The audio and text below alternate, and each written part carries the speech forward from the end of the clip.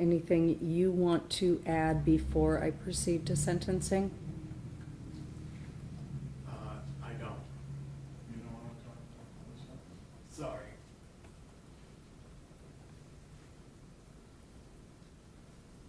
Thank you.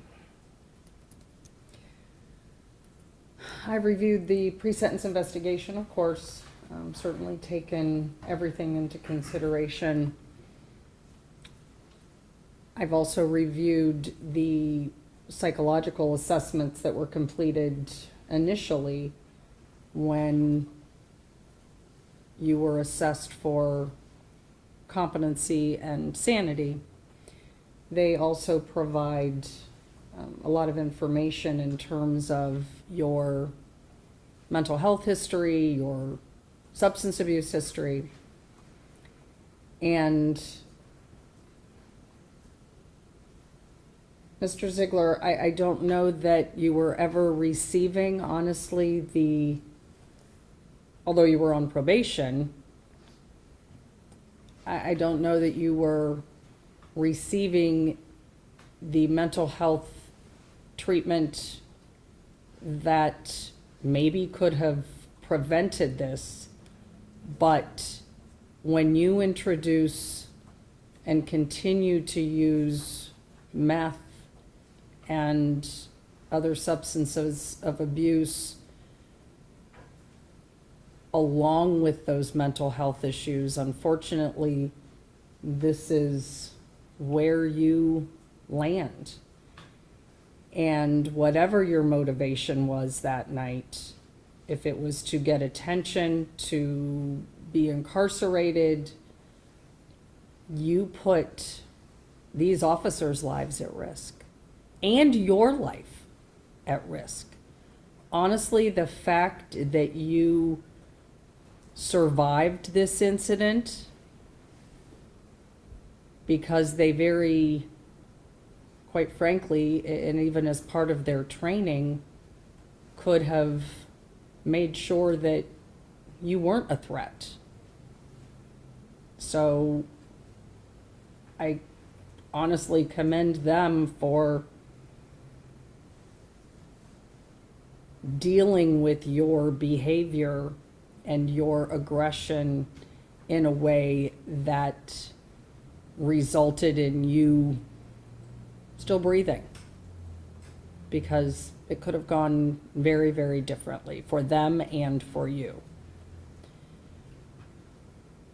I also, the prosecutor mentioned that I would certainly not give you a maximum sentence on a plea. I appreciate that you took responsibility. But again, that doesn't mean that a significant prison sentence isn't warranted based on your behavior and your disregard for their well-being, the officer's well-being, and your own. You pled guilty to aggravated robbery, a felony of the first degree, a 3-year firearm specification, and 2 counts of assault on peace officers, both felonies of the 4th degree. I will first find that you are not amenable to community control sanctions and that a prison sentence is consistent with the purposes and principles of sentencing, of course.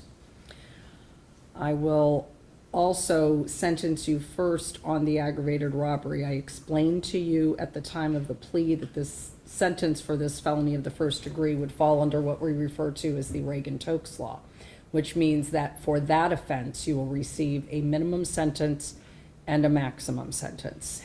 I will go over with you specifically what that means again, as I am required to do, but I do need to tell you first of all that the minimum sentence for this aggravated robbery is an 8-year prison sentence. That means that to arrive at the indefinite portion of that sentence, I would take half of that 8-year sentence, which is 4, add it to that. So for that specific offense, the sentence would be an 8-year to 12-year prison sentence. The 3-year firearm specification must be run consecutively and prior to your serving that 8-year minimum sentence. Regarding the 2 counts of assault on a peace officer, They are each felonies of the 4th degree. It's a sentence of this court that for each of those offenses that you serve 1 year in the Ohio Department of Corrections. I'm ordering specifically that consecutive sentences are necessary to protect the public in future crime and to punish you, and that they are not disproportionate to the seriousness of the defendant's conduct and to the danger that you pose to the public. Specifically, 2 of these offenses or more are part of a course of conduct, and the harm caused is so great or unusual that a single prison term would not adequately reflect the seriousness, and that you were on probation, on community control when this offense occurred. So those are the reasons that a consecutive sentence is necessary. So each of those felonies of the 4th degree, I'm sentencing you to 12 months on each of those. Those are going to run concurrently with each other, but consecutively with the 8-year sentence on the aggravated robbery, for a total of a 9-year minimum sentence on the aggravated robbery and the assault of on peace officers.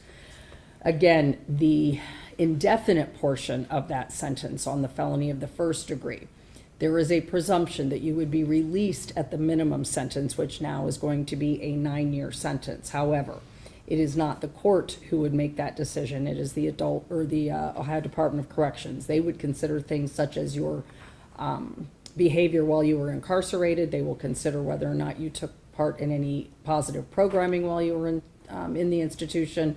They would consider what your security classification is. They would also consider what your threat to the community would be if you were to be released at that minimum sentence. So those are things that they would consider in determining whether or not you would be released at that minimum sentence.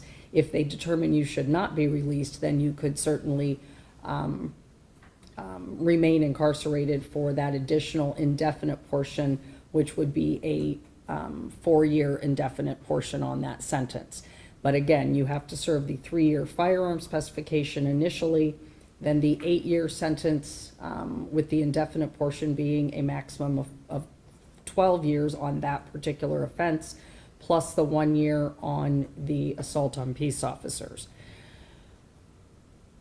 Upon your release from prison, you will be supervised for anywhere from 2 years to 5 years by the Adult Parole Authority. If you violate their rules while you're on parole, they can send you back to prison for up to half of your original sentence.